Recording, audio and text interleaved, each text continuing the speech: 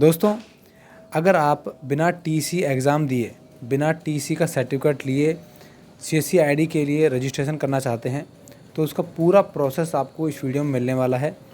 यहाँ पर मैं आपको डायरेक्ट दिखाऊंगा कि बिना सर्टिफिकेट के, बिना एग्ज़ाम दिए आप किस तरीके से अप्लाई कर सकते हैं सीएससी आईडी के लिए। ठीक है, और ये वीडियो 2022 की बिल्कुल लेटेस्ट वीडियो है और पूरा सही तरीका है। पहले से कुछ अलग हुआ है, कुछ बातों को आपको और ध्यान रखना पड़ेगा सीएससी आईडी के रजिस्ट्रेशन के समय। ठीक है, और यहाँ पर दोस्तों मैं एक चीज़ और क्लियर कर दूँ आपको कि टीसी का एग्ज़ाम देना कंपलसरी होता है। ऐसा नहीं है कि अगर आप अभी एग्ज़ाम नहीं दोगे, अभी आप सीएससी आईडी के लिए अप्लाई कर दोगे और आपको सीएससी आईडी मिल गई, उसके बाद आपको एग्ज़ाम नहीं देना। एग्ज़ाम आपको देना ही पड़ेगा, बेशक आप सीएससी आईडी लेने के बाद एग्ज़ाम दे दो। ठीक है, तो ऐसा कोई भी तरीका नहीं है कि आप एग्ज़ाम नहीं दो, एग्ज़ाम आपको देना पड़ेगा पर बाद में दे देना। ठीक है, पहले आप सीएससी आईडी के लिए अप्लाई कर दो, अपनी सीएससी आईडी ले लो, उसके बाद आप एग्ज़ाम दे देना। ठीक है, तो चलिए मैं आपको दिखाता हूँ किस तरीके से आप बिना एग्ज़ाम दिए, बिना सर्टिफिकेट के अप्लाई कर सकते हैं अपना सीएससी आईडी के लिए। तो गाइज़ अब समझ लेते हैं कि किस तरीके से आपको ये सारा प्रोसेस करना है और किस तरीके से बिना एग्ज़ाम दिए आपकी सीएससी आईडी आपको मिलेगी। ठीक है, तो देखिए जैसे कि मैंने आपको बताया था, सबसे पहले आपको रजिस्ट्रेशन करना ही पड़ेगा। 1479 की पेमेंट करनी ही पड़ेगी। ठीक है, सिंपली यहाँ पर रजिस्टर पर क्लिक करेंगे। जो वेबसाइट है वो है cscentrepreneur.in। यहाँ पर रजिस्टर पर क्लिक करेंगे। ठीक है, इसके बाद आपके सामने रजिस्ट्रेशन का ये फॉर्म खुल जाएगा। यहाँ पर आप अपनी डिटेल भर देना जो भी है, और यहाँ पर डिटेल भरते हुए आपको एक चीज़ ध्यान रखनी है कि जो भी आप नाम, father name, mobile number, email ID, date of birth डालोगे वो अपने डॉक्यूमेंट्स को देखकर ही डालो। अपने पैन कार्ड को, अपने आधार कार्ड को देखकर ही डालो। कई बार क्या होता है यहाँ पर हम गलती कर देते हैं, फिर हम भूल जाते हैं और बाद में हमें इसकी बहुत बड़ी एक प्रॉब्लम खड़ी हो जाती है। ठीक है, तो यहाँ पर डेट ऑफ बर्थ और नाम वगैरह बिल्कुल देखकर ही डालें। ठीक है दोस्तों, यहाँ पर सबमिट पे क्लिक कर लेंगे। इसके बाद दोस्तों आपके सामने पेमेंट का पेज आ जाएगा, आप पेमेंट कर देंगे और उसके बाद आपके सामने आ जाएगा ये वाला पेज। ठीक है, जो सबसे इम्पोर्टेंट है। यहाँ पर आप देख पा रहे हैं आपका एक यूजर नेम लिखा हुआ है।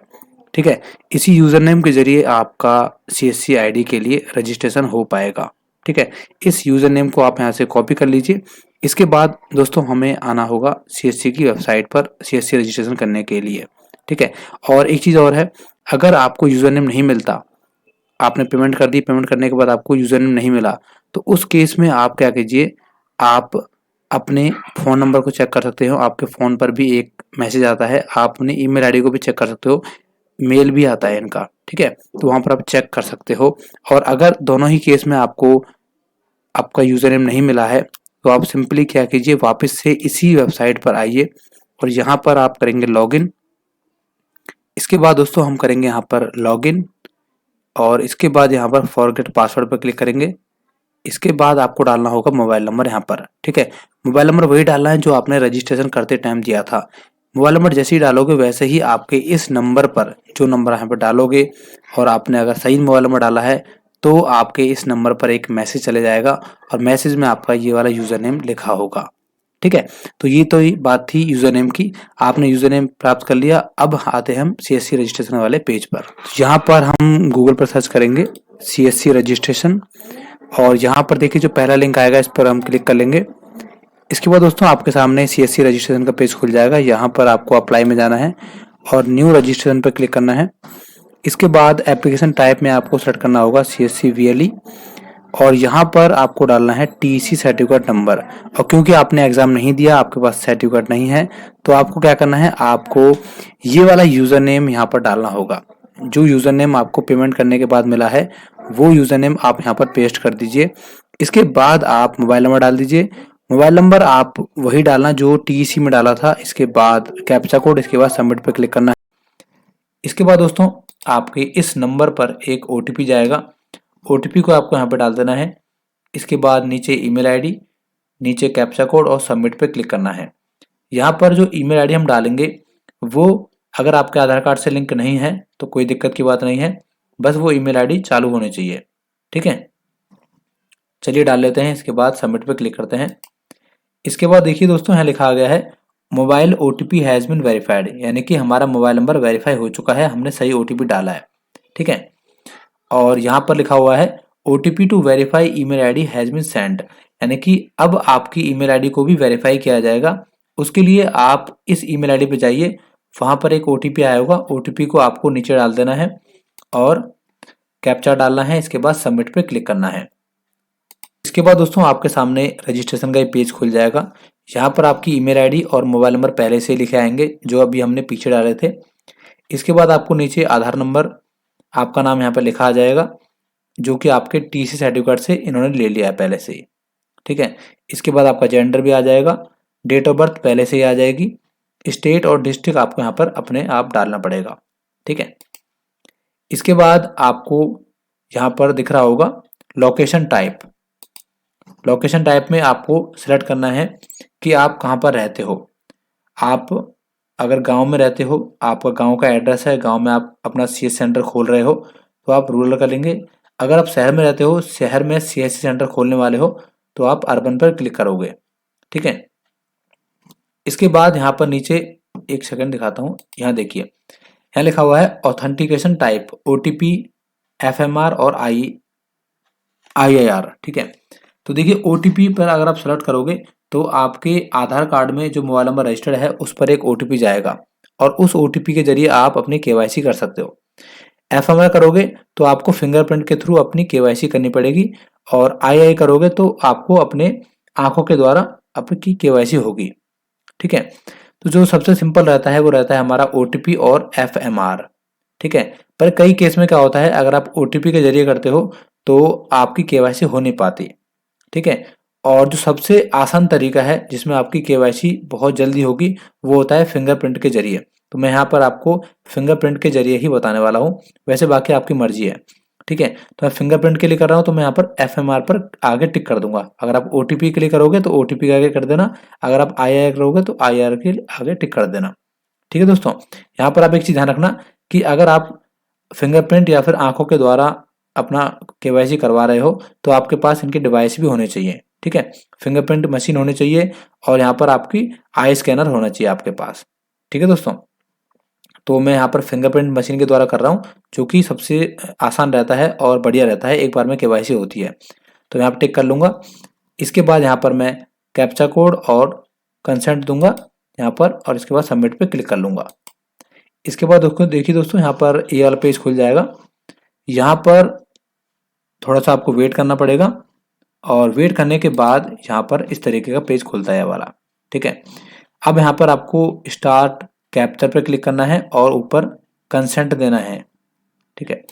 इसके बाद देखिए यहाँ पर आपको एक सिग्नल मिल जाएगा और यहाँ पर जैसे कि मेरे पास जो फिंगरप्रिंट डिवाइस है वो मंत्रा का है तो यहाँ मंत्रा लिखा गया है और लिखा हुआ है पुट योर फिंगर। अब आपको मंत्रा डिवाइस पर अपनी फिंगर लगानी है, उसमें लाइट जल गई होगी, ठीक है। चलिए फिंगर लगा लेते हैं। इसके बाद देखिए हमारे जो फिंगर है वो कैप्चर हो चुकी है और लिखा गया है कैप्चर सक्सेस, ठीक है। अब आपको अपनी फिंगर हटा देनी है। इसके बाद दोस्तों आपके सामने ये वाला पेज खुल जाएगा, ठीक है। अगर ये पेज खुल गया तो इसका मतलब ये है कि आपकी केवाईसी कंप्लीट हो गई, ठीक है। अब यहाँ पर आप एक चीज देख लीजिए, यहाँ पर लिखा हुआ है वेरीफाइड वेरीफाइड वेरीफाइड। जो हमारी ईमेल आईडी थी वो वेरीफाई हो चुकी है, हमने ओटीपी से की थी। हमारा जो मोबाइल नंबर था वो भी वेरीफाई हो चुका है और जो हमारा टीसी सर्टिफिकेट का नंबर था वो भी वेरीफाई हो चुका है, ठीक है। ये तीनों वेरीफाई हो गए हैं क्योंकि अभी हमने जो केवाईसी करी थी उससे हमारा नाम वगैरह सब कुछ मैच हो गया, डेट ऑफ बर्थ वगैरह सब कुछ मैच हो गई, ठीक है। अब सबसे पहला काम आपको करना है, आपको यहाँ पर अपनी फोटो अपलोड करनी है एक, ठीक है। और यही फोटो आपके टीसी सर्टिफिकेट में लग के आएगी, सॉरी सीएससी सर्टिफिकेट में लग के आएगी, ठीक है। तो फोटो अपलोड करने के लिए आपको यहाँ पर एप्लीकेंट इमेज ब्राउज में क्लिक करके अपनी एक फोटो सेलेक्ट कर लेनी है अपने हिसाब से। इसके बाद दोस्तों हम आते हैं इस पेज पर नीचे के साइड में, यहाँ पर ऊपर देखिए लिखा हुआ है कियोस्क डिटेल। यहाँ पर आपको अपनी दुकान की डिटेल डालनी है, जो आपकी दुकान है जिस नाम से आप काम कर रहे हो उसकी डिटेल आपको यहाँ पर डालनी पड़ेगी, ठीक है। सबसे पहले आएगा आपका कियोस्क नेम, यानी कि आपकी दुकान का नाम क्या है, आपके बिजनेस का नाम क्या है, ठीक है। तो जो भी नाम है आपकी दुकान का वो आप यहाँ पर लिख दीजिए, कुछ भी नाम हो सकता है। इसके बाद यहाँ पर आपको एड्रेस डालना है और एड्रेस आपको डालना होगा अपने सीएससी सेंटर का, यानी कि जहाँ पर आपकी दुकान है, दुकान खुलने वाली है, आप खोलने वाले हो, उसका एड्रेस यहाँ पर आएगा। यहाँ पर आपके घर का एड्रेस नहीं आएगा, जहाँ पर आपको काम खोलना है, जहाँ पर आपकी दुकान है या फिर आप खोलोगे उसका एड्रेस यहाँ पर आएगा। ठीक है, अगर आप घर में ही खोल रहे हो तो घर का एड्रेस आ जाएगा। ठीक है, मतलब कि आधार कार्ड में जो एड्रेस लिखा हुआ है वो डालने की जरूरत नहीं है, आपको सिर्फ जहाँ पर काम खोलना है, जहाँ पर दुकान खोलनी है उसका एड्रेस यहाँ पर आएगा। ठीक है दोस्तों, और यहाँ पर एड्रेस प्रूफ के लिए आपको कोई डॉक्यूमेंट भी नहीं लगाना, एक चीज़ आप ध्यान रखना। ठीक है, तो यहाँ पर आप स्टेट जो भी एड्रेस है वो डाल देना, स्टेट डाल देना, डिस्ट्रिक्ट डाल देना, सब डिस्ट्रिक्ट, ये क्या है, लोकल अर्बन बॉडी क्या है उसकी, विलेज क्या है, वार्ड कौन सा है, pin code, post office, police station, सब कुछ आप डाल देना अपने दुकान के एड्रेस के हिसाब से। ठीक है, इसके बाद नीचे आते हैं और आपको लैटिट्यूड और लॉन्गिट्यूड डालना पड़ेगा। दोस्तों ये बहुत इंपॉर्टेंट काम है, कई लोग इसमें गलती कर देते हैं और उस वजह से उनकी CSC ID अप्रूव नहीं हो पाती। ठीक है, यहाँ पर आपको देखिए पहले से ही कुछ लैटिट्यूड और लॉन्गिट्यूड मिलेंगे जो कि आपके लोकेशन के हिसाब से प्रीसेट आएंगे। ठीक है, तो या तो आप क्या कीजिए, सिंपली यहाँ पर कुछ मत कीजिए, जो पहले से भरा आ गया उसे छोड़ दीजिए ऐसे कैसे ही।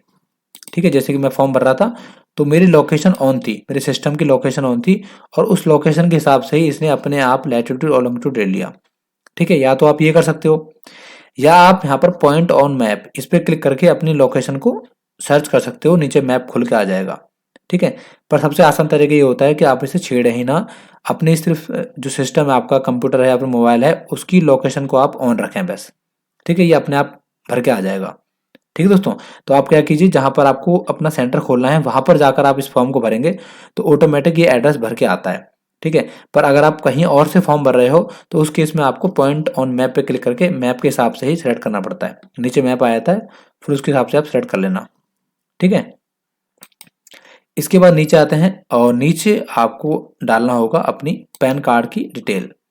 ठीक है, इंडिविजुअल कर लेना, अगर कंपनी हो तो कंपनी कर लेना, वैसे आप इंडिविजुअल ही होंगे नॉर्मली, इंडिविजुअल पे क्लिक करना है आपको। इसके बाद अपना पैन कार्ड का नंबर और वेरीफाई पे क्लिक करना है। ठीक है, इसके बाद देखिए यहाँ नीचे लिखा गया है pan verified successfully, name matched 100%, यानी कि जो हमारा पैन कार्ड था वो वेरीफाई हो चुका है और जो पैन कार्ड में नाम लिखा था वही नाम हमारे आधार कार्ड में भी लिखा हुआ था और वही नाम हमारे TC सर्टिफिकेट में भी लिखा हुआ था। ठीक है, तो ये तीनों मैच हो चुके हैं और इसीलिए यहाँ पर वेरीफाइड हो चुका है। कई बार क्या होता है कि आपका जो TC सर्टिफिकेट होता है उसमें नाम अलग होता है या आपका आधार कार्ड होता है उसमें नाम अलग होता है, उस वजह से आपका ये कंप्लीट नहीं हो पाएगा। तो आप पहले चेक कर लीजिए कि सभी डॉक्यूमेंट में आपका नाम, date of birth, father name सब कुछ सेम होने चाहिए। ठीक है, इसके बाद दोस्तों हम आते हैं बैंकिंग डिटेल पर। यहाँ पर आपको अकाउंट टाइप सेट करना है कि आपका सेविंग अकाउंट है कि करंट है, अकाउंट होल्डर का नाम यहाँ पर पहले से ही आ जाएगा, IFSC कोड, अकाउंट नंबर आपको डालना पड़ेगा। इसके बाद यहाँ लिखा हुआ है कैंसिल चेक। ठीक है, कैंसिल चेक अगर आपके पास नहीं है तो आप पासबुक को भी अपलोड कर सकते हो, अगर कैंसिल चेक है तो कैंसिल चेक यहाँ पर आप अपलोड कर देना। कैंसिल चेक का मतलब होता है आप एक ब्लैंक चेक लीजिए और उस पर एक लाइन खींच दीजिए बीच में। ठीक है, तो वो आपका कैंसिल चेक हो गया। चेक पर आपका नाम प्रिंट होना चाहिए, देख लेना आप, अगर प्रिंट नहीं है तो आप पासबुक अपलोड कर सकते हो, कोई दिक्कत की बात नहीं है यहाँ पर। ठीक है दोस्तों, एक चीज़ और है कि जो बैंक अकाउंट है वो आपका उसी जिले का होना चाहिए जहां पर आप CSC सेंटर खोलने वाले हो। ठीक है, उसी जिले का ये बैंक अकाउंट भी होना चाहिए, आप ये चीज़ ध्यान रखना। ठीक है दोस्तों, इसके बाद यहाँ पर हम नीचे आते हैं, अब आते हैं KYC डॉक्यूमेंट में। तो KYC डॉक्यूमेंट में जैसे मैं आधार कार्ड अपलोड कर रहा हूँ, आप भी अपना कोई भी डॉक्यूमेंट यहाँ पर सेट कर सकते हो। उसके बाद यहाँ पर आप अपना आधार कार्ड अपलोड कर दीजिए, जैसे मैं आधार कार्ड कर रहा हूँ तो आधार कार्ड मैंने यहाँ पर अपलोड कर दिया और यहाँ पर कंसेंट देना है। इसके बाद सबमिट पर आपको क्लिक करना होगा।